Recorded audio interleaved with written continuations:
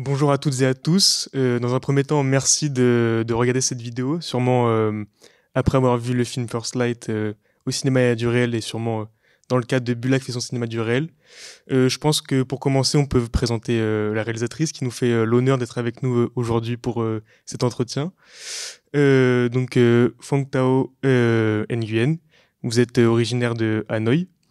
Vous travaillez aujourd'hui entre l'Allemagne, la France et aussi le Vietnam.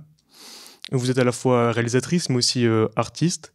Et dans votre œuvre, vous tracez, on va dire, les trajectoires à la fois de personnes, mais aussi d'objets, de traditions, à travers des frontières qui sont à la fois culturelles, mais aussi politiques.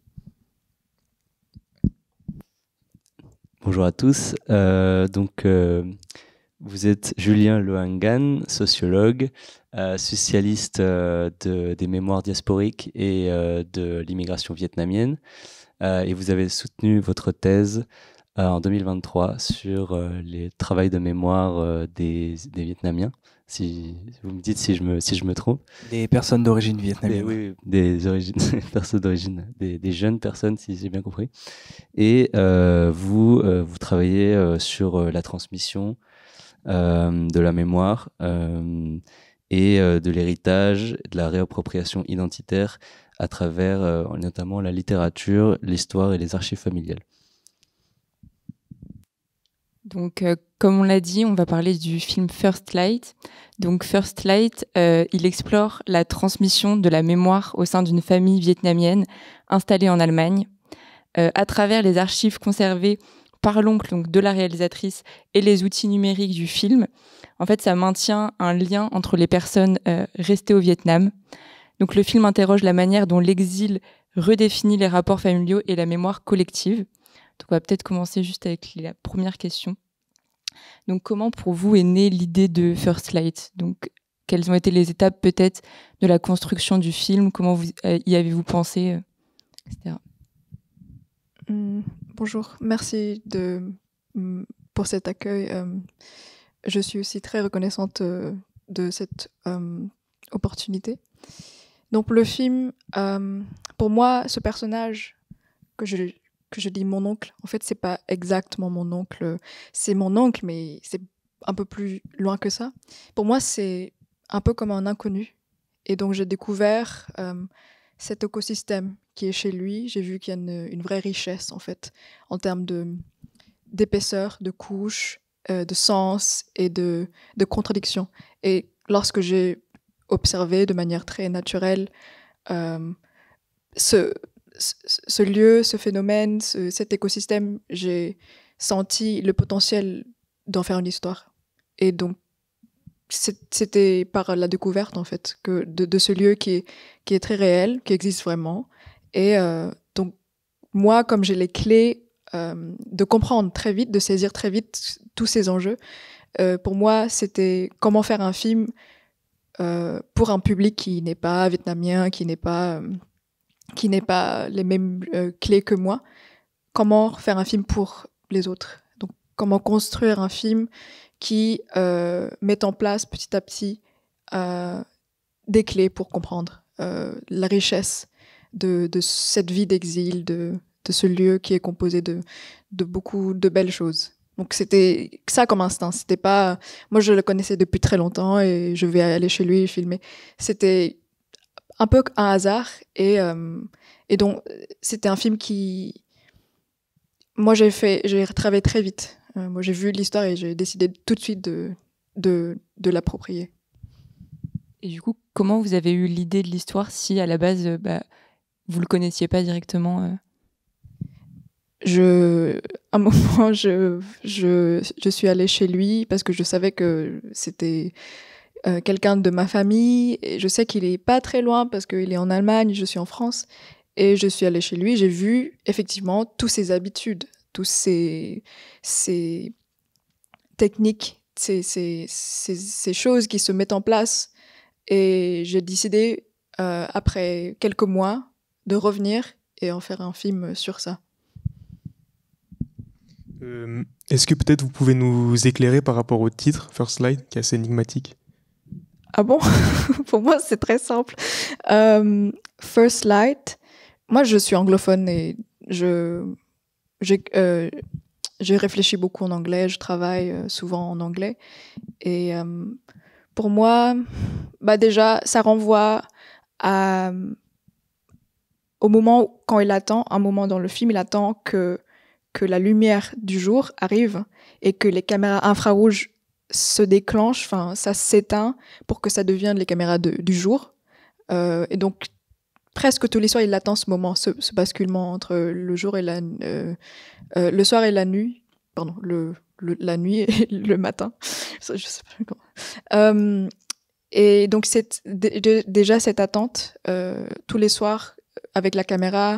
Enfin, il y a la lumière aussi, ça renvoie aussi à la photo. Il a aussi une obsession avec tous les images, les photos de la famille, la matérialité de ces choses. Et donc, pour moi, il y a quelque chose vraiment lié à la lumière. Le fait qu'il observe à travers une caméra aussi. Donc, pour moi, c'est très... c'est pas un titre qui explique, mais c'est un thème récurrent qui revient et revient et revient. Aussi la lumière qui nourrit les plantes. Voilà. Je trouve que c'était très dur de trouver ce titre aussi. J'ai cherché pendant des mois. Et du coup, il y a beaucoup ce rapport donc avec cette forme de synchronicité en fait avec le Vietnam, où il est toujours au courant de quelle heure il est au Vietnam, de qu'est-ce qui se passe à ce moment précis de la journée. Donc c'est un rapport qui est en fait presque à travers l'espace, mais avec un même temps. C'est ça. Et donc peut-être c'est ce cas que ça fait référence le titre. C'est ce que vous disiez, c'est bien ça. C'est intéressant. Pour moi, les dispositifs des écrans, c'est quelque chose très contemporain. Dans le film, avant, il m'a dit « Ah oui, avant pour parler, regarde une lettre que ta mère m'a envoyée. » Et je sais pas, ça prend 2 mois pour arriver. Et là, c'est instantané. Et ce qui est intéressant pour moi, c'est ça renforce encore l'exil. Le fait que on peut voir, en fait. Il y a quelque chose qui traverse la distance, mais en fait, ça reste inaccessible. C'est une surface, c'est un écran. Et donc, effectivement, c'est instantané, notre connexion maintenant, mais en fait, ça renforce aussi ça, la solitude et l'exil. Et c'est quelque chose de très propre aux écrans. Et chez lui, il y a plein d'écrans. Il y a d'autres caméras que j'ai pas montrées parce que ça fait pas sens de mettre dans le film. Mais c'est un homme, en fait, effectivement, qui utilise tous les moyens à ses dispositions pour tout combler ce manque et cette distance. Merci beaucoup. Du coup, je voulais me tourner vers Julien et vous demander, est-ce que justement vous pourriez rebondir sur cette question de la technologie? Et donc, si j'ai bien compris, vous disiez que la technologie peut être une forme en fait qui n'est pas forcément de rapprochement, mais plus toujours de se souvenir de l'exil en fait, donc qui finalement peut être un petit peu paradoxal. D'abord, je dirais que quand même, c'est ce qui a été dit, ça accélère quand même les échanges, ça multiplie les échanges. On a la caméra aussi, donc on a un échange qui est plus direct.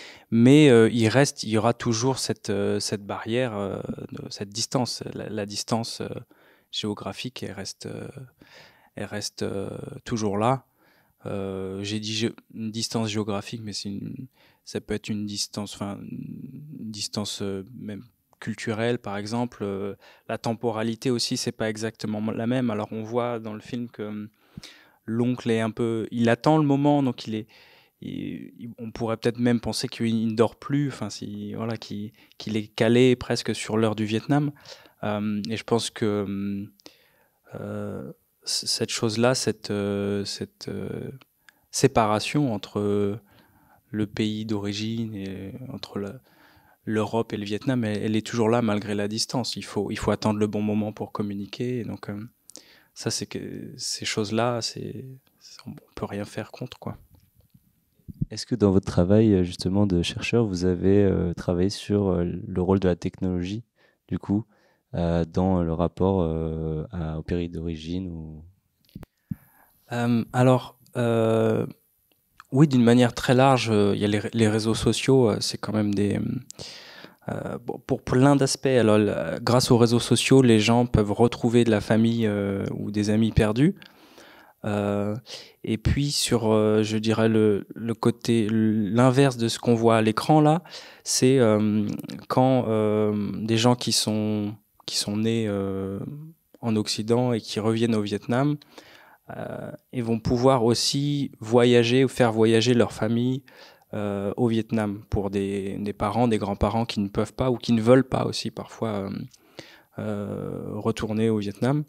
Il y a au moins un documentaire auquel je pense qui montre ça, enfin en tout cas dans lequel on peut voir ça.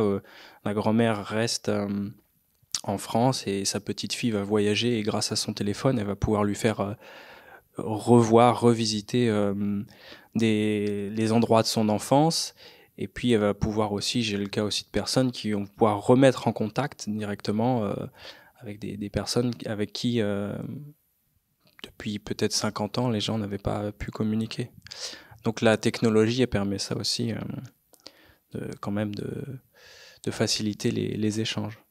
Mais bien sûr, encore, je suis d'accord avec le fait que ça reste un échange derrière un écran, donc c'est limité. Je me demandais, en fait, dans le film, vous avez quand même du coup un rapport assez intime, du coup, à celui qui est l'oncle, dans le sens où vous êtes chez lui, vous lui posez des questions sur vraiment des liens familiaux, etc. Est-ce que ça a été facile? Comment vous avez fait peut-être pour justement qu'il soit à l'aise?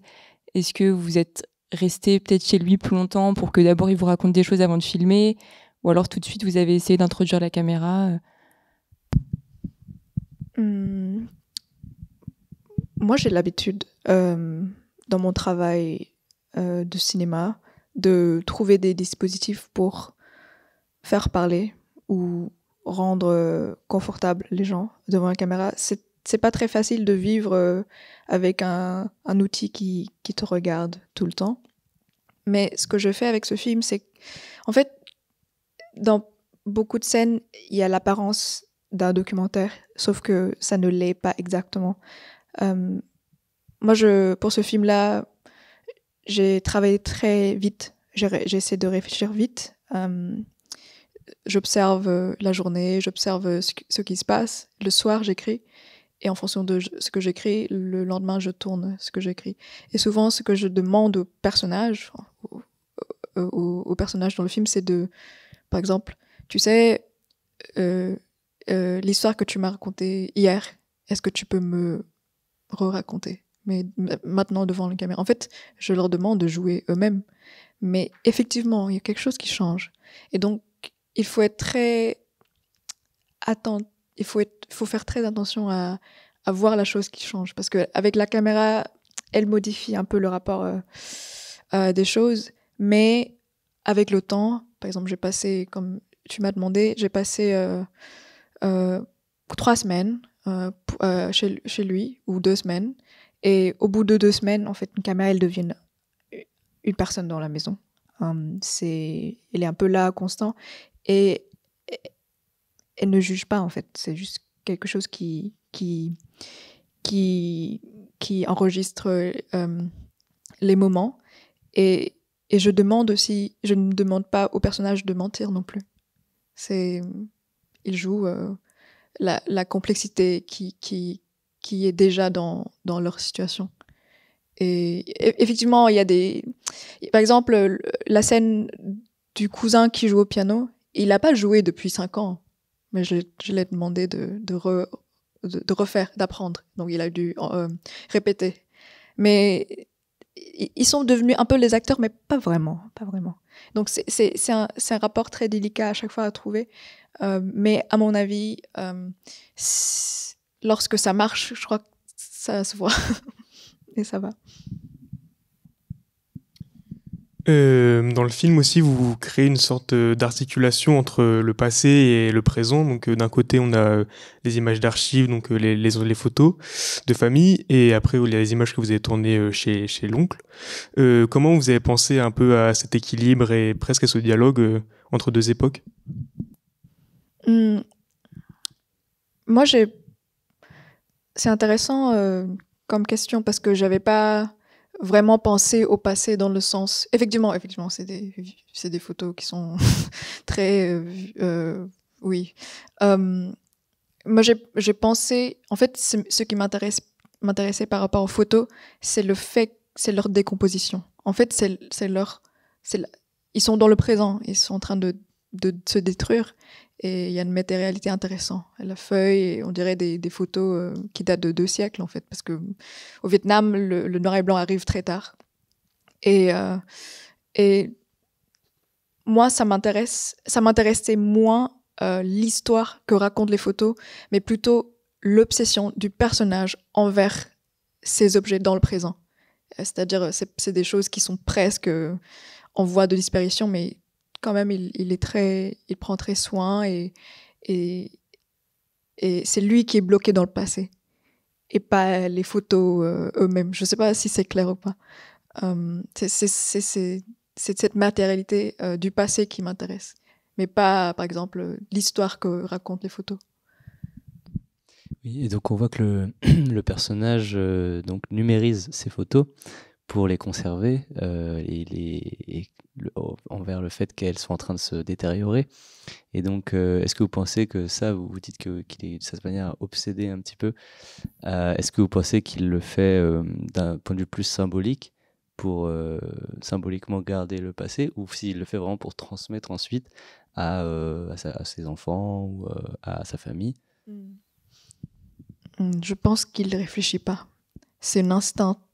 Il m'a dit une fois, je sais pas, je dois le faire, je vais le faire. Et c'est ce qu'il fait. Il fait pareil pour ses autres documents aussi. En fait, à chaque fois qu'il reçoit un courrier du gouvernement allemand, il le scanne. Tous les courriers de, je sais pas, les impôts et tout. Donc, il les scanne et après, il prend le papier physique et il le met dans des... En fait, tout est très, très, très bien organisé. Et donc, il fait ça aussi pour tous les documents, toutes les photos. Pour moi, il pense... Je crois qu'il ne réfléchit pas, mais en même temps, si je lui demande, peut-être il sera capable de me sortir une réponse au bout de quelques jours. En fait, c'est des instincts. Et il a des systèmes de backup très, très compliqués envers tous ces fichiers numérisés, mais il n'explique pas à ses enfants, en fait. Donc, est-ce que c'est pour le futur? Ou c'est... Je sais pas. Mais effectivement, c'est intéressant comme geste. Merci. Et donc, je voulais savoir, Julien, votre avis plus de personne qui peut avoir un point de vue plus général sur la question des diasporas vietnamiennes. Est-ce que vous trouvez que le cas de votre oncle est représentatif ou non des diasporas que vous avez étudiées? Je commencerai par dire que chaque cas est en fait toujours un peu particulier, mais que dans ce cas-là, il y a on peut regarder différents aspects qui correspondent à différents cas.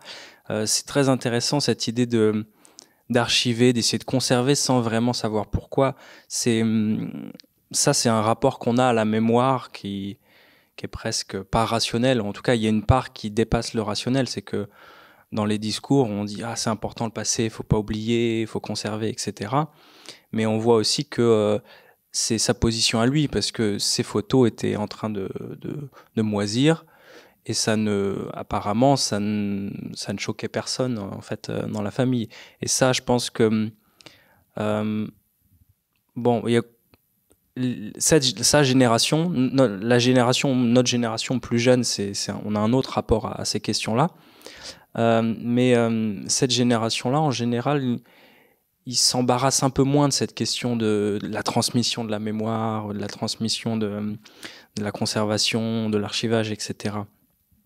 Mais c'est pas la même chose, et notamment dans la diaspora, pour les personnes qui ont migré, qui sont en France, aux États-Unis, en Allemagne, etc. C'est pas la même question que la transmission d'une culture ou d'une identité. Bien sûr, ça sont des mots très... On pourrait discuter pendant des heures de ce que ça veut dire, une culture et une identité, mais sont des choses un peu différentes.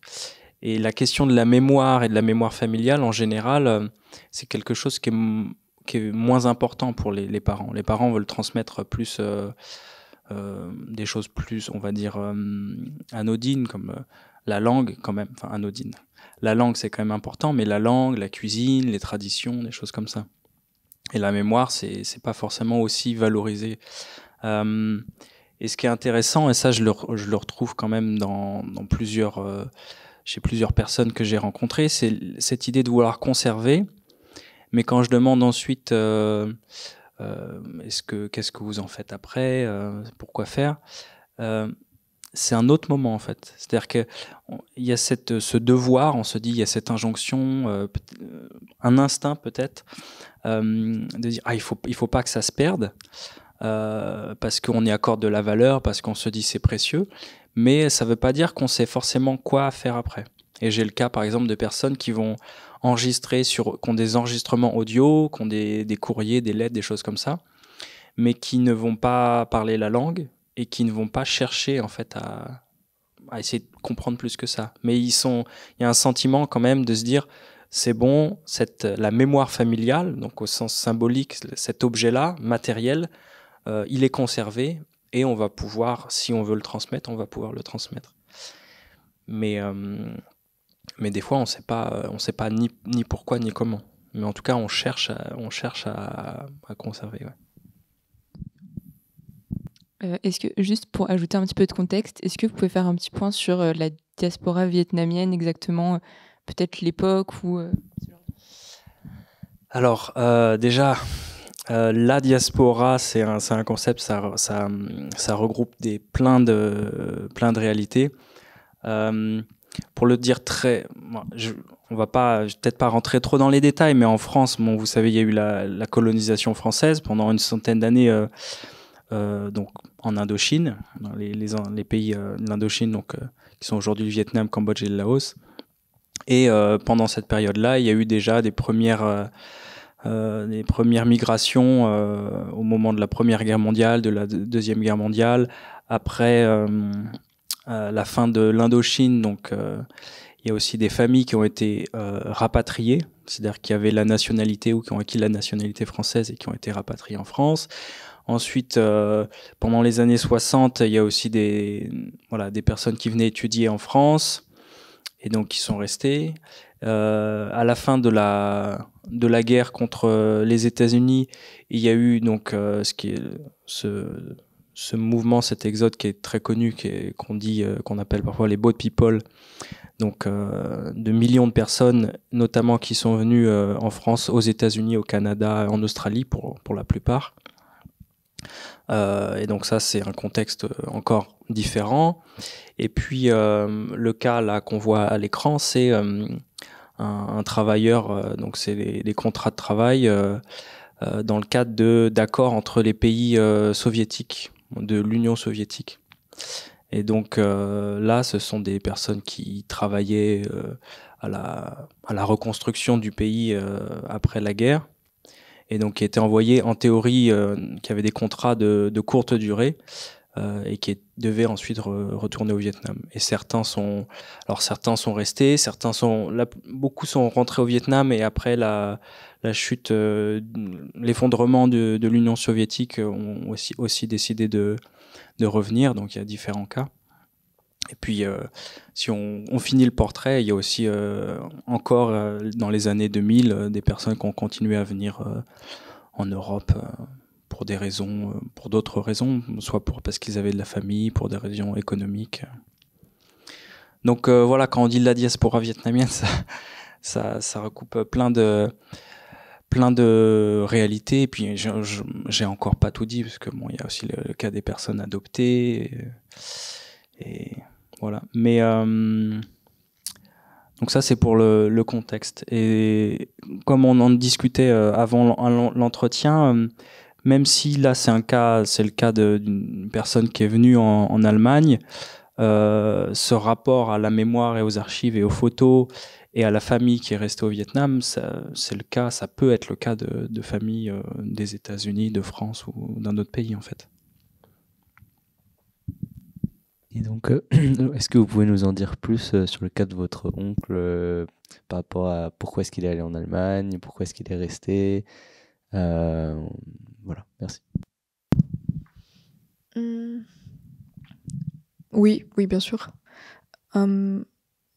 Effectivement, c'est un contexte historique très très riche, très important. Mais dans le film, j'ai décidé de ne pas concentrer dessus. J'ai juste donné une phrase, comme ça on peut vraiment concentrer sur le lieu en tant que lieu et pas en tant que petit épisode dans une grande fresque par rapport à la guerre froide ou je sais pas quoi. Il est venu à 17 ans, 3 jours après la mort de son père, et il a une sorte de bourse pour venir parce qu'il y avait un accord. Et il est venu, je crois, j'ai oublié, peut-être 5 ans avant la chute du mur. Et après, il a décidé de rester. Parce que je crois qu'à la fin, je crois que l'Allemagne proposait de payer pour que des gens rentrent dans leur pays, et ils avaient refusé parce qu'il a trouvé qu'en fait finalement c'est plus facile de trouver du travail, de gagner de l'argent ici, envoyé au Vietnam après. C'était très difficile au début. Il a fait beaucoup de petits jobs pour gagner sa vie, et je crois que pendant 3 ans il tenait un kiosque de fleurs. Donc, il vendait des fleurs et il apprenait à comment faire des bouquets magnifiques. Il y avait un truc intéressant avec... il y avait une technique que les Vietnamiens possédaient de comment faire un bouquet avec peu de fleurs, mais la rendre très grand. Et je sais pas, avec une sorte de... Enfin, avec leur technique propre à eux, et c'est pas pareil dans les autres boutiques. Ils ont toujours des bouquets plus petits avec plus de fleurs, et comme ça ils peuvent multiplier leur revenus. Je sais pas, il y a des petites histoires comme ça, mais moi j'ai pas trop concentré sur cette direction-là. Je trouvais que c'était moins mon histoire. Peut-être pas moi mon histoire, mais il y a des artistes, des cinéastes vietnamiens allemandes qui le font beaucoup mieux que moi, et donc je préfère ne pas trop rentrer dans cette direction et rester avec les choses que je peux toucher, peux voir, les choses que je peux montrer tout de suite. Donc ça explique aussi la place des fleurs assez importante dans le film, parce que vraiment qui enveloppe un peu.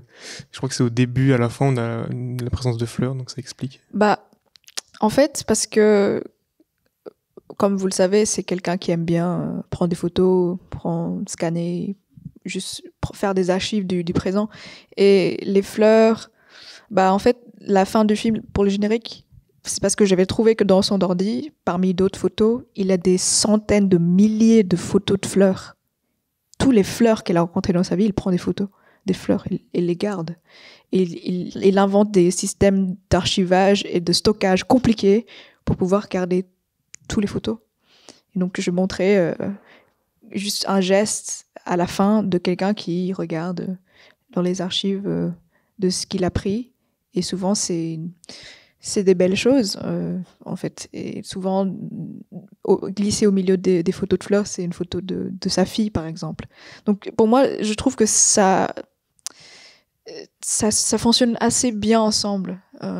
Tous ces petites choses qui rapportent une richesse, chacune. Et du coup, les fleurs aussi, c'est un rapport quand même aussi au Vietnam, non? Si j'ai bien compris l'histoire, il a des plantes vietnamiennes, c'est ça? Oui, c'est des plantes assez intéressantes parce que c'est des plantes qui ne peuvent pas vivre une seconde à l'extérieur. Donc ça doit rester toujours à l'intérieur. En fait, c'est des plantes qui doivent pas être en Allemagne, en fait. Mais ils les forcent à être en Allemagne parce qu'ils ont besoin de ces plantes. Donc chez lui, il fait chaud tout le temps. C'est un peu comme une serre. Et donc c'est pour ça, tous les matins, il prend soin de ses plantes. Et c'est des habitudes, c'est des routines qui contribuent à la structure du film. Il y a plusieurs éléments de mémoire, donc ça peut être la langue, la cuisine, etc. Et en quoi, en fait, donc là, je pose un peu la question à vous deux, en quoi ça a un héritage justement diasporique et et oui, c'est ça, c'est peut-être des choses qui se retrouvent aussi dans d'autres familles, ou alors, enfin, le rapport à la langue, la cuisine, aussi la musique, les photos, voilà. Peut-être c'est une question compliquée, donc je vous laisse répondre la partie compliquée. Juste pour moi, je veux dire, ce qui m'intéressait en réaction à ta question, c'est parmi toutes ces choses, la transmission de toutes ces choses, il y a une perte. Et c'est ça, à mon avis, que je voulais faire avec le film, c'est comprendre la perte de toutes ces choses lorsque c'est transmis entre générations. Par exemple, le cousin qui ne parle pas vietnamien, mais il peut comprendre la musique. Et donc, il déchiffre un truc. Mais il y a quelque chose qui a sauté une génération. Il y a une perte. Ou, par exemple, l'image numérique qui arrive du Vietnam en Allemagne, et c'est devenu flou. En fait, c'est une perte de données entre qui traverse la distance et qui fait des, je sais pas, qui fait des chutes comme ça, qui perd des choses. Et c'est ça qui est intéressant, cette texture. Mais en fait, ça arrive quand même à survivre.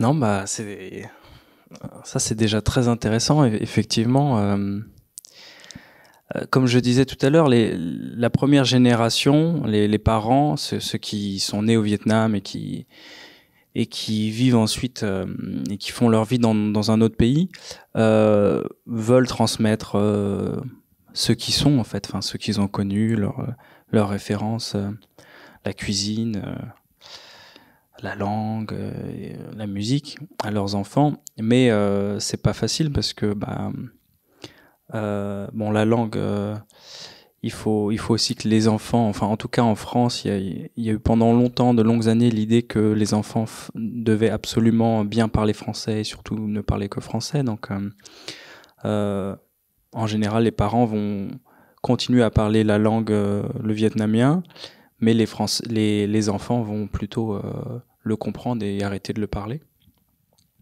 Les parents, il y a beaucoup de parents qui vont essayer aussi de leur faire des cours en plus, mais en général, quand on est enfant, des cours en plus, c'est pas, on n'aime pas ça, et du coup, finalement, ça va créer une crispation vis-à-vis de ça.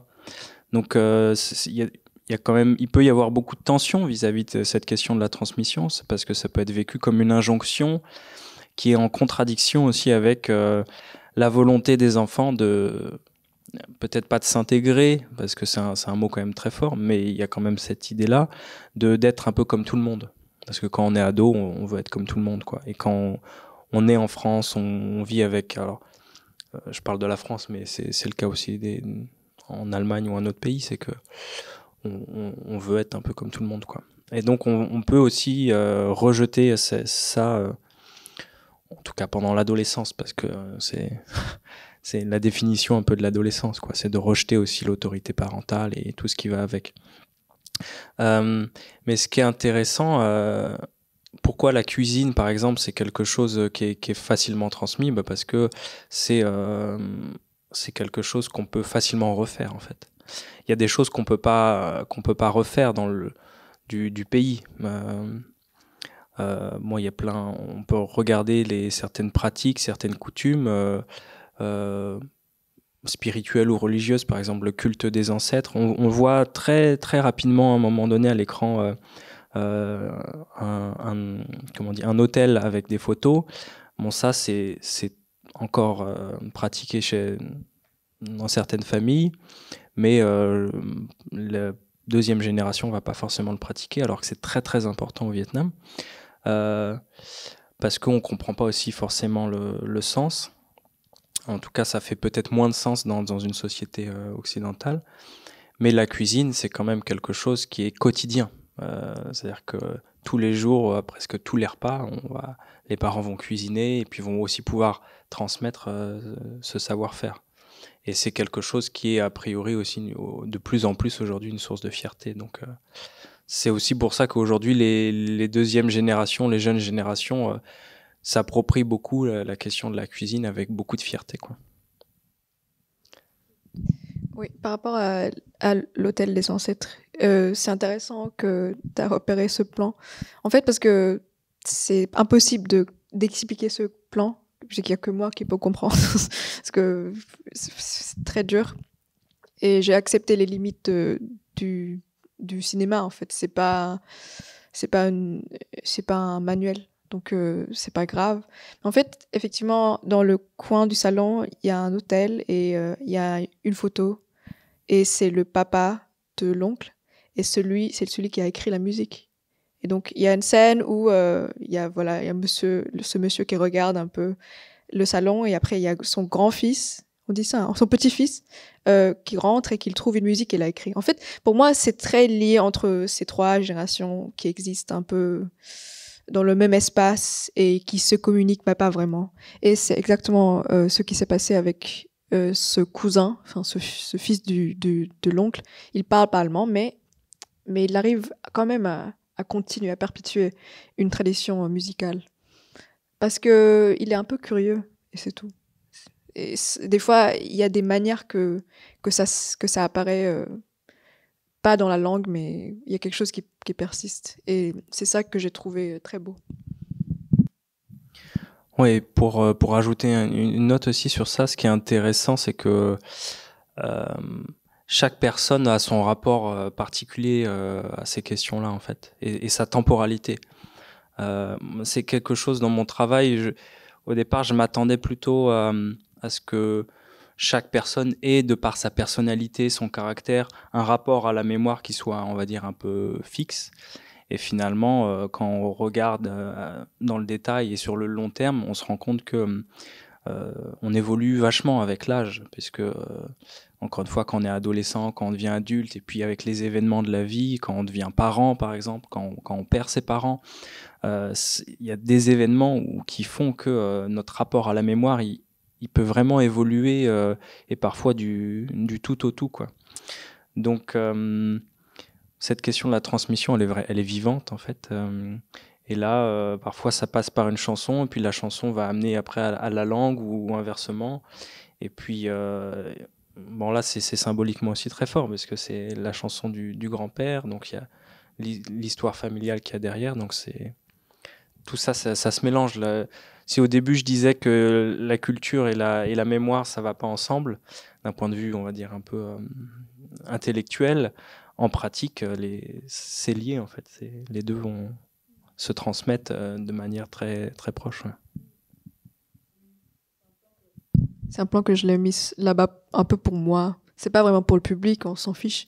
Enfin, personne va comprendre, personne va savoir, mais c'est aussi un travail je sais pas comment dire ça.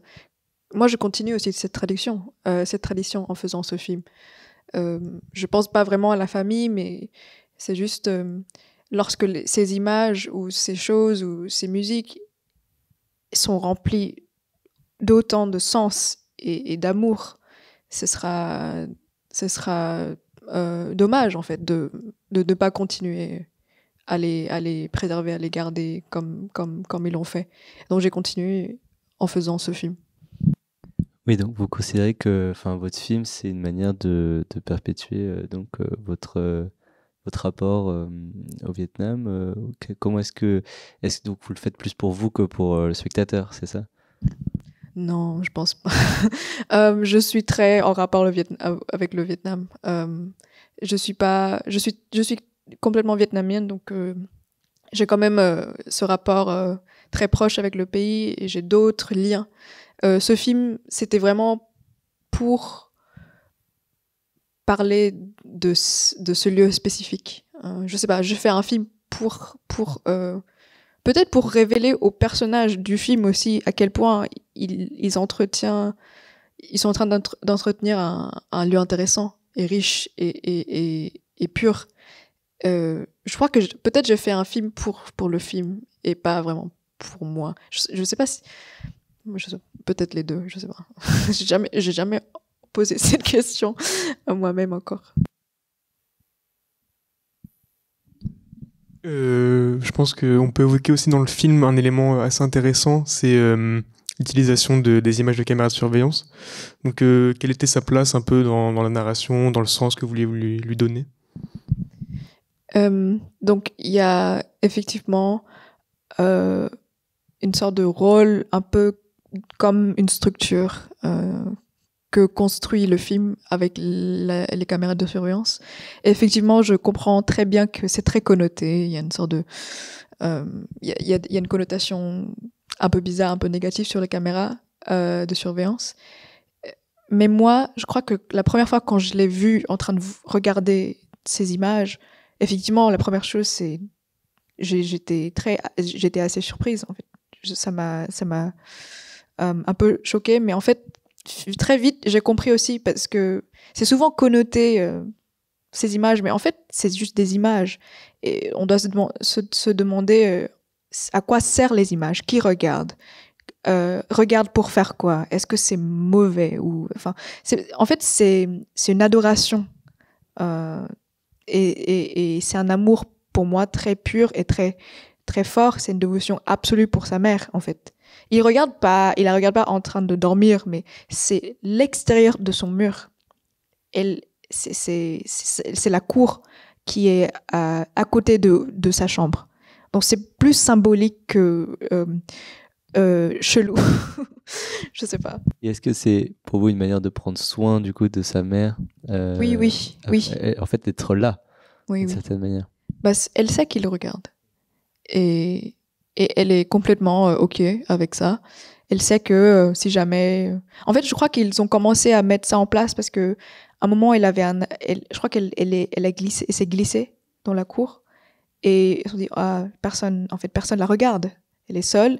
Et donc, OK, je mets ça là, comme ça, je peux, si je veux, regarder la cour ou me veiller sur elle. Et c'est devenu comme un outil d'adoration et pas un outil de juste pour le regard. C'est pas un truc un peu... j'ai oublié le mot. Mais effectivement, le premier image, ça renvoie à quelque chose de très, très bizarre. Et j'ai aussi conscience de ça. Mais j'espère que petit à petit, le film fait le travail d'expliquer que en fait, c'est beaucoup plus compliqué que ça. Et on est plus on compatit plus avec le personnage que le juger. Aussi, ce qui est intéressant, c'est que vraiment dans le cinéma, l'image de la caméra de surveillance, elle est vraiment connotée négativement. Dans le cinéma un peu américain, par exemple, c'est utilisé pour illustrer la paranoïa. Et ici, vraiment, c'est pour illustrer l'amour d'un fils pour sa mère. Donc, c'était vraiment très intéressant, je trouvais. Ça questionne aussi sur la connotation, les bagages des types d'images et des dispositifs de démonstration, en fait. Il y a toutes ces choses qui viennent avec, et de réimaginer la caméra de surveillance, c'était bien et c'était intéressant. Et du coup, pourquoi vous avez choisi cette image-là comme première image du film? Parce que je la trouvais... je trouvais très drôle et un peu ridicule le fait que tu peux entourer ta mère et l'agrandir sur ton ordinateur. Enfin, il m'a montré très heureux, il a dit, regarde, je peux faire ça. Et j'ai trouvé que déjà, ça, c'est intriguant, c'est bien pour introduire le film. Et c'est très mignon aussi, dans le sens où c'est un monsieur qui découvre les outils. Et donc, il essaye de faire tout ce qu'il peut pour toucher l'image, changer l'image, la transformer, tout ça. Donc, pour moi, il y a une vraie volonté à je sais pas, interagir avec cette surface qui, en fait, montre quelque chose, une réalité très, très, très loin. Et du coup, c'est lui qui a installé ces caméras. Est-ce qu'il va souvent au Vietnam? Quel est son rapport aussi et du coup de son fils? Il essaie de rentrer une fois chaque année, souvent pour le Nouvel An, pour être avec sa famille. Souvent, il rentre seul, sans sa famille. Mais il me dit tout le temps, il faut que je rentre, il faut que je passe mon temps avec ma mère. Je sais pas combien de temps encore ça va. Je vais pouvoir le faire, en fait. Donc, il essaie de rentrer, il la regarde tout le temps, il appelle tous les jours une heure par jour. Il n'a jamais pensé à retourner vivre au Vietnam? Bah, c'est un Allemand. Il a un travail, il a un salaire, il doit aller au travail. Donc, je crois qu'il aimerait bien, mais en fait, sa vie demande qu'il soit là. Et Julien, est-ce que parce que ces images, nous, de caméra de surveillance et donc ce fils qui surveille un petit peu, même si c'est pas vraiment ça, sa mère, nous, ça nous a paru assez singulier. Mais est-ce que, par exemple, c'est quelque chose qui peut être un peu répandu dans la diaspora ou c'est quelque chose de plus propre à votre oncle? Je crois vraiment pas. Après, la communication, enfin les appels, je pense que c'est quand même quelque chose qui est, comme pour tout le monde, qui est répandu. C'est ce que je disais déjà, c'est plus facile de s'appeler. Non, les caméras. Après, il y a beaucoup de caméras au Vietnam, mais pas pour ça. C'est pour surveiller les motos, quoi. Mais non. Après, juste pour moi, je pense que on voit quand même la tendresse. C'est vraiment, on voit cette tendresse de téléphone. Et puis c'est pas, on sait bien que quand on appelle sa mère 1 heure par jour, c'est pas, on n'a rien à dire, mais c'est juste pour avoir cette présence, comme vous disiez. Donc, et puis le soin, il va dans les deux sens. En fait, la mère prend soin du fils aussi autant que l'autre. Mais non, il n'y a pas de... Enfin, c'est pas quelque chose qui est commun. Quand j'ai montré un film à un ami allemand, il m'a dit je me suis dit peut-être c'est normal au Vietnam. Et quand j'ai montré ça à un ami vietnamien, il se dit peut-être c'est normal en Allemagne. Donc, je crois que personne fait ça, nulle part, du coup. Je me demandais, il y a un moment dans le film où on voit du coup votre oncle qui a conscience en fait que les images qu'il filme par exemple avec son caméscope vont servir pour le futur. Et je me demande si vous l'avez intégré peut-être dans votre mise en scène, en fait ce lien un petit peu temporel entre à la fois on voit les images du passé, il en parle au présent, il crée des images pour le futur. Comment vous avez pensé ça? Je pense que c'est plutôt quelqu'un qui archive et qui enregistre des images perpétuellement. C'est quelque chose qu'il a fait en continu et donc il arrêterait pas après le film non plus. Donc j'ai juste observé ce geste et cette habitude qu'il fait et c'était pas vraiment quelque chose qui était intentionné pour le film. C'est quelque chose qui le fait déjà et il va continuer à le faire.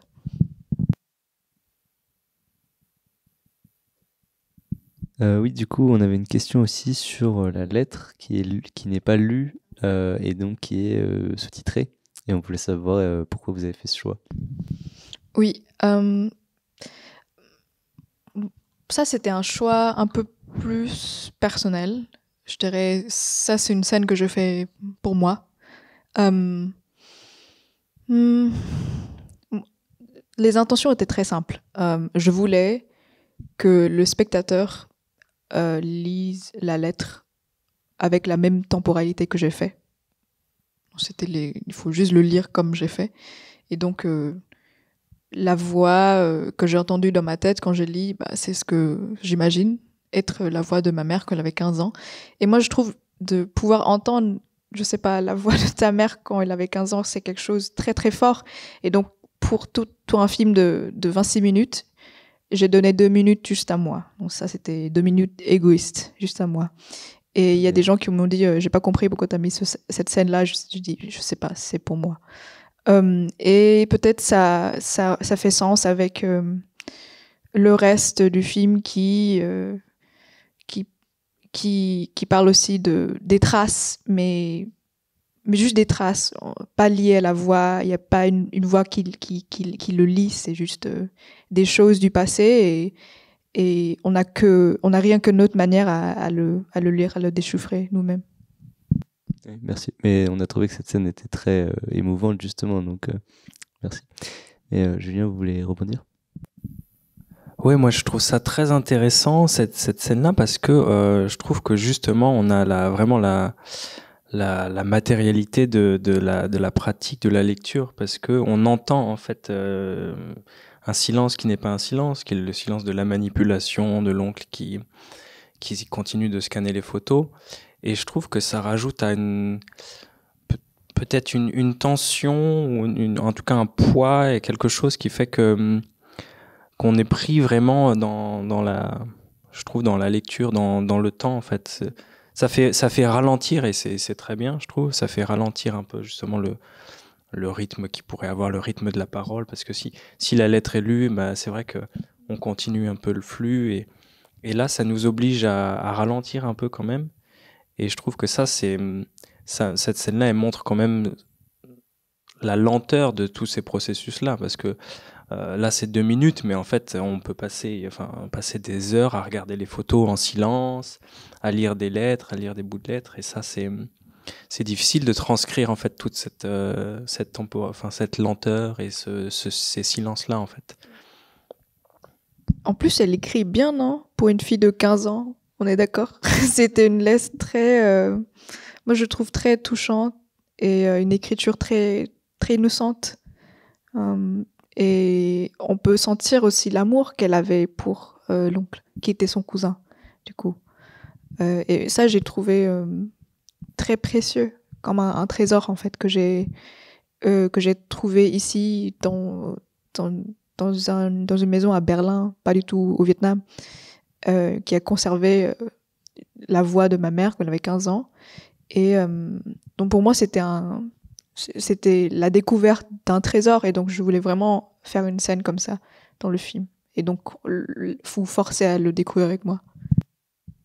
Oui, parce que je trouve justement, vous dites que ça peut être une scène qui paraît, pour vous en tout cas, qui est un petit peu égoïste, que c'est pour vous que vous l'avez faite, mais je trouve qu'en tant que spectateur, elle est aussi forte parce que, en fait, je trouve que au niveau du film, c'est une des scènes qu'on retient le plus parce que c'est différent de ce qu'on voit d'habitude et ça permet à la fois justement peut-être de nous imaginer une voix ou de nous mettre à votre place quand vous lisez.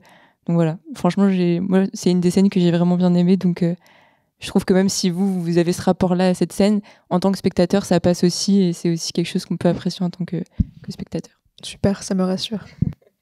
Oui, je trouve aussi que les lettres, c'est vraiment une archive extrêmement importante dans la mémoire.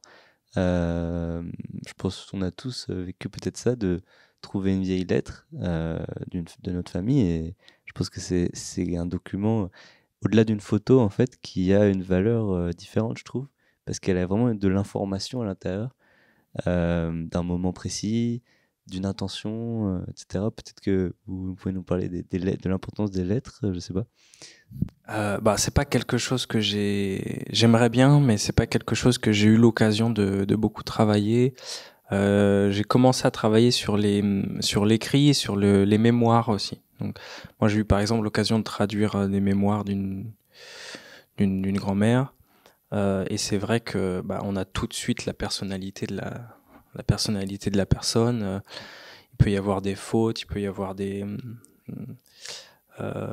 la graphie, la manière d'écrire, ça raconte aussi un peu beaucoup de choses. Et puis c'est un témoignage direct, quoi.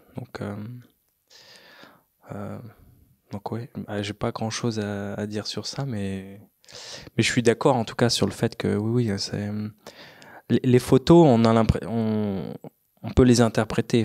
Si on n'a pas beaucoup d'informations, on peut se demander qui c'est, c'était à quelle époque, etc. Les lettres, en général, on a un peu plus d'informations. On sait qui a écrit, à quelle époque, et ça parle. Une lettre, c'est fait pour justement donner beaucoup d'informations. Donc, c'est deux supports différents. Après, la magie de la photo, j'ai envie de dire, c'est que il y aura toujours une part de mystère finalement. Et du coup, ce travail de mémoire, il va aussi on va pouvoir laisser la place à l'imagination. Et c'est important aussi, ça on pourrait en discuter pas mal, mais l'imagination c'est important aussi pour la mémoire, puisque on est dans un autre registre que celui de l'histoire ou de la vérité, quoi. Donc en même temps, en y réfléchissant dans les lettres, les lettres ne disent pas tout aussi, et donc on peut toujours imaginer ce qui n'est pas dit dans les lettres, quoi. On s'était aussi un peu questionné, enfin ça nous intéressait de savoir quels avaient été un peu ce qui vous avait influencé pour ce projet en particulier, que ça peut être des films ou même des artistes plus généralement.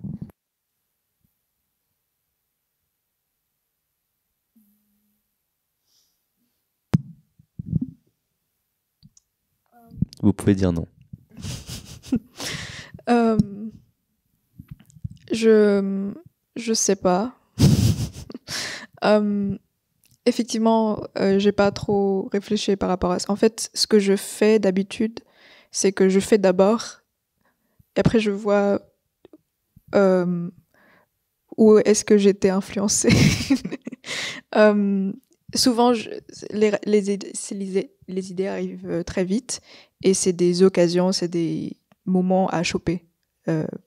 Et donc, souvent, je travaille sans trop poser la question. Et je trouve que ça me permet d'être un peu naïve et de finir et de faire des choses comme ça. Je finis avec beaucoup de matière, et après je vois comment je peux les construire à partir de choses que j'ai déjà finies. Ça permet de se lancer et ne pas avoir de doute. Pour le travail des photos, je pense que souvent c'est peut-être pas dans l'endroit du cinéma pour ce film qui m'a inspiré. C'est peut-être plutôt dans l'art contemporain, dans les traitements des choses, des objets, des photos, des installations, et les manières à filmer les objets. En fait, c'est très dur de filmer les objets sans que ça soit une pub, je sais pas. Et dans le monde de l'art, il y a tellement de dispositifs intéressants pour les choses. Et par exemple, la scène avec la lettre, ça c'est quelque chose de un peu plus conceptuel, mais plus dans le monde de l'art contemporain que le cinéma, par exemple. Et j'ai pas de nom là tout de suite, mais je suis sûre que dans 30 secondes, je vais trouver quelque chose et je vais regretter ne pas l'avoir trouvé plus tôt. Pour une question juste un peu plus technique, du coup, quand vous avez filmé, donc vous avez dit que vous êtes resté 3 semaines, mais du coup, vous avez filmé durant ces 3 semaines. Est-ce qu'il y avait d'autres personnes avec vous, peut-être pour le son, l'image, ou alors vous avez tout fait toute seule? Moi, j'ai tout fait toute seule. C'était très, très dur. Mais c'était nécessaire. Parce que déjà, introduire une autre personne, ça casse un peu la dynamique. Et en plus, je sais pas, trouver une personne qui peut comprendre le personnage qui parle vietnamien ou allemand. Mais moi, je parle pas allemand. En fait, ce sera beaucoup plus simple si moi, je fais tout seul. Et effectivement, il y a des scènes où c'était très complexe de réaliser. Par exemple, la scène où je lis la lettre. En fait, il y a 3 caméras qui tournent en même temps, donc dans 3 endroits différents. Et chaque fois, il y a un cut. Bah, c'est pas des faux cuts où je refilme la scène, mais avec une autre caméra. C'est des 3 caméras simultanément qui filment la scène. Et donc, pour le setup et pour être dans l'image même en tant que personnage, c'était très très dur, mais je l'ai fait. C'est fait et c'est ce qu'il fallait, et moi j'encourage à faire des choses compliquées tout seul. Ben, bravo, en tout cas c'était très réussi. Et on voulait savoir aussi, est-ce que vous avez un rapport avec le cinéma vietnamien, par exemple, actuellement? Est-ce que vous êtes intéressé par ça? Et voilà. Et aussi, je voulais savoir sur votre pratique artistique que vous faites à côté, comment est-ce que ça influence votre travail dans le documentaire? qui du coup effectivement n'est pas peut-être est plus artistique que documentaire avec une voix off plus traditionnelle. Oui, le cinéma vietnamien actuel est super intéressant. Plus que, en fait, il y a beaucoup de cinéastes qui viennent des diasporas. Donc c'est un peu je sais pas comment expliquer ça, mais c'est la bonne génération avec un peu de distance par rapport à l'immigration, enfin au déplacement. Ils ont eu assez de recul en fait pour pouvoir se questionner sur qu'est-ce qui s'est passé, c'est quoi ce silence, c'est quoi ces traumas. Et donc cette génération commence à produire des choses super intéressantes. Donc j'ai vu des courts-métrages, des longs-métrages, et aussi dans la génération des cinéastes vietnamiens au Vietnam, qui commencent à faire des études ailleurs, dans les autres pays. Super intéressant. Donc petit à petit, je trouve qu'il y a une sorte de voie générale qui se construit un peu partout dans le monde. Et on se connaît un peu tous. On se voit de loin, et lorsqu'on est artiste ou cinéaste, on sait que, ah, ok, en France, il y a tel et tel, ou je sais pas quoi. Donc, c'est super bien d'être en ce moment actuel exact pour faire de l'art. Et pour mon travail artistique, oui, je me nourris vraiment du cinéma, et je fais principalement des images, de la vidéo, mais je fais aussi des sculptures, des installations, mais souvent très liées avec ma pratique filmique, et souvent très simple aussi. J'aime bien faire des pièces qui sont très immédiates, pas trop dures à comprendre. Et voilà, et j'aime bien aussi être très très polyvalente. C'est quelque chose on vient d'en parler avec des caméras. J'ai pas besoin qu'on me donne beaucoup d'argent pour faire un film. Si je vois un film, il faut que ça soit fait tout de suite. Donc je l'ai fait. Je me demandais quelle formation vous avez suivie. Est-ce que c'était justement une formation plutôt artistique, cinématographique? Moi, j'ai un diplôme dans une école d'art, et je fais aussi un échange de 2 ans en Allemagne dans aussi une école d'art. Donc souvent, c'est des écoles d'art avec une option cinéma. Donc vous êtes né à Hanoï, oui. Et vous avez donc étudié un petit peu à l'étranger, et actuellement vous vivez en France, c'est ça? Moi, je suis vietnamienne, et je suis venue en France quand j'ai 18 ans pour faire les études supérieures. Et avant, j'étais vietnamienne au Vietnam. Merci. Est-ce que vous avez des futurs projets est-ce que vous avez commencé à réfléchir à des futurs projets, ou alors pas encore? Je réfléchis. Je crois que c'est mon travail d'avoir des idées. Je viens de finir un film de 7 minutes de fiction qui utilise des plans tournés lors du typhon qui s'appelle Yagi, qui était le typhon historique à Hanoï en septembre. Donc c'est un film qui parle d'un typhon qui dure juste 7 minutes. Donc je viens de finir ça hier, donc je suis très contente. Et j'essaie de faire d'avoir des idées pour d'autres projets, mais petit à petit. En fait, je viens de déménager à Paris, donc c'est un peu le bordel.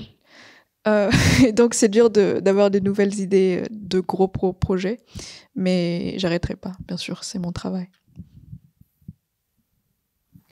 Moi, j'aurais une question. Pourquoi le choix de la forme documentaire plutôt que fiction, même si en fait on est un peu entre les deux, mais est-ce qu'il y avait un intérêt parce que là c'est le festival du film du réel, donc c'est quoi le rapport au réel? Est-ce qu'il y avait une intention particulière de montrer, de dire regardez, c'est vrai, c'est même si dès qu'on filme, encore une fois, on est aussi dans un dispositif qui évidemment qui influence la réalité, mais est-ce qu'il y avait une réflexion là-dessus aussi ou pas? Peut-être il a eu une réflexion là-dessus. Je pense que cette histoire particulière, elle est elle est très naturellement riche.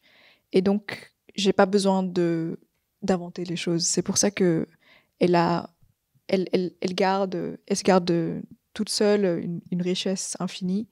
Et en fait, à rajouter des éléments pour la diluer peut-être, ou la rendre un peu plus dramatique comme une fiction, ça peut la desservir. Et pour moi, je voulais juste, de manière très, je dirais, simple, introduire des éléments petit à petit, construire pendant un film, pour vous expliquer, pour vous montrer un vrai lieu, en fait, avec toutes ces choses qui se passent en même temps. Et que le réel, il est des fois beaucoup plus complexe qu'une fiction qu'on peut écrire. Donc c'est peut-être juste de ça. Mais j'avais aussi pensé peut-être il y avait peut-être des manières d'interpréter cette histoire, à en faire quelque chose d'autre. Mais ce film-là, c'est la forme que j'ai choisie. Mais peut-être dans le futur, je vais essayer d'autres choses, parce que effectivement, faire la fiction, c'est très très fun aussi. Et du coup, vous nous avez dit avant de commencer qu'il y a pas mal de gens de la diaspora vietnamienne qui font des films, etc. Julien, que partout dans le monde, on voit beaucoup de films qui justement travaillent sur cette histoire, comme vous l'avez un peu dit avant.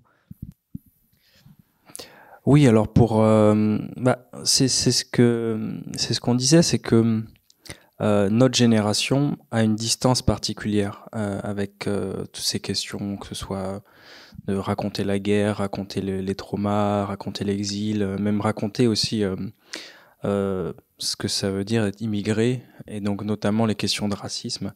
Et si je parle de ça, c'est que il y a un rapport à l'identité, à ce que ça veut dire aussi d'être vietnamien ou d'être asiatique en France, en Occident. Et notre génération, enfin les jeunes générations, ont envie d'être représentées, puisqu'on a aussi, on parle de plus en plus, d'une manière générale, de la question de la représentation des minorités, des histoires et des expériences qui ne sont pas la norme. Et donc, que ce soit dans le cinéma de fiction, dans le documentaire, il y a de plus en plus aussi de la part du public et de la société l'envie de découvrir aussi d'autres histoires, d'autres récits.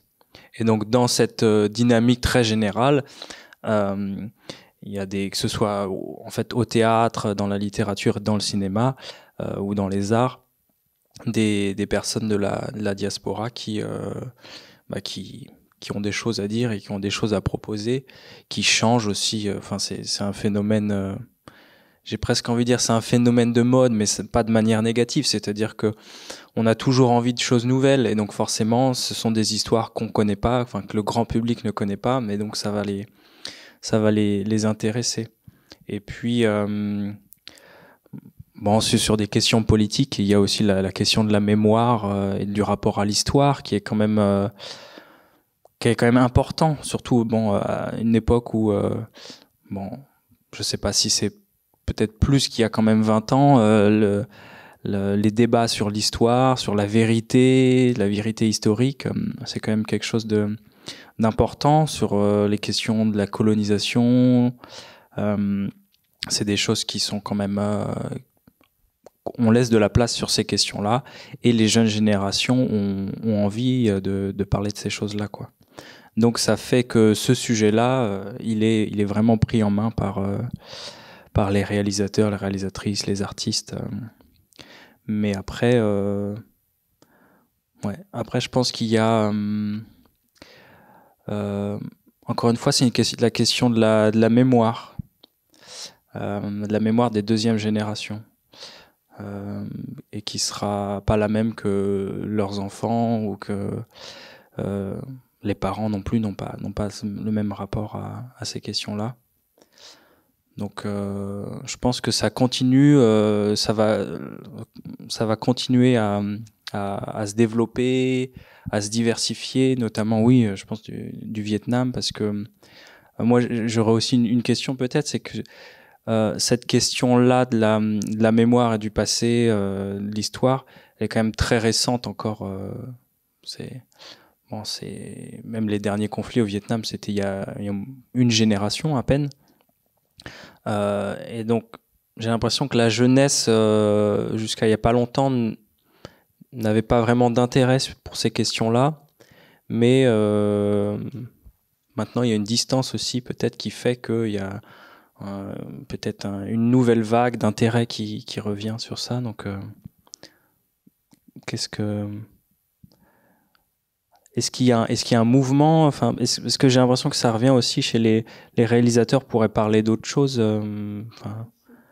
parce qu'il y a plein de choses à dire aussi sur le Vietnam.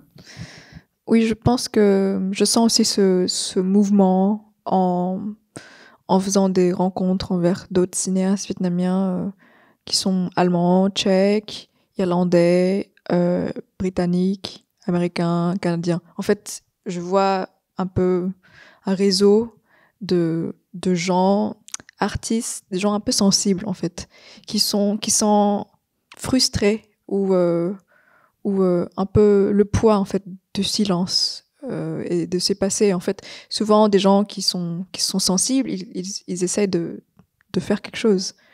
Et souvent c'est la voix des films, de la BD, des livres, etc. Et effectivement, pour moi, il y a vraiment en anglais on dit coming of age de cette génération-là qui sont vraiment à l'âge qu'il faut pour commencer à en parler. Et je vois ça un peu dans tous les sens. Et c'est très riche. Et je pense qu'on doit commencer par ce sujet-là de famille, parce que c'est les sujets les plus riches, les plus accessibles et les moins chers à faire. Et après, on va parler d'autre chose. Il y a aussi d'autres problèmes dans la société, en fait. Et on commence toujours par parler de notre famille, et après on parle de, je sais pas, le capitalisme. Est-ce qu'il y a des choses où vous vouliez peut-être partager quelque chose sur des actualités cette année? Oui, alors c'est vrai qu'on est en 2025, donc c'est symboliquement 50 ans après 1975. Et donc en avril, il y aura une série d'événements scientifiques à Paris, consacrés à ces questions d'histoire, de mémoire, de transmission de ces histoires et de ces mémoires. Donc pour le dire rapidement, le 14 avril à Sciences Po, il y a une journée consacrée à ces questions-là, à la fois sur le Vietnam, le Cambodge et le Laos. Donc je co-organise et j'interviendrai aussi à ce moment-là. Et puis il y aura d'autres chercheurs et chercheuses, des artistes aussi des différentes communautés. On a un événement aussi le 24 avril à la mairie du 13e, avec également des interventions sur la transmission de la mémoire et notamment la question de la mémoire aussi du génocide des Khmers rouges.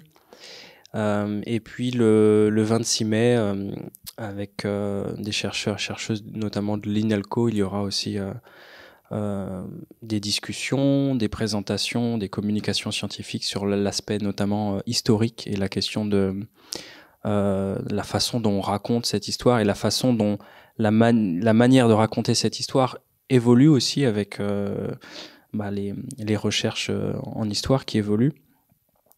Et puis les associations, les artistes aussi, je pense, vont s'emparer de cette question-là pour cette date symbolique. Je sais qu'aux États-Unis, au Canada, il y a déjà beaucoup d'événements qui sont organisés. Au Vietnam, évidemment, il y aura beaucoup de choses. Donc voilà, je vous invite, si ces questions vous intéressent, à regarder tous ces événements. Voilà, et donc à la Bulac, il y aura une sélection bibliographique à ne pas manquer.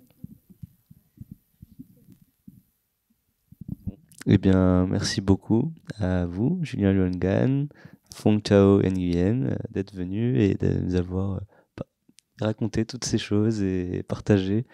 Voilà. Merci beaucoup. Merci. Merci à vous. Merci beaucoup. Merci.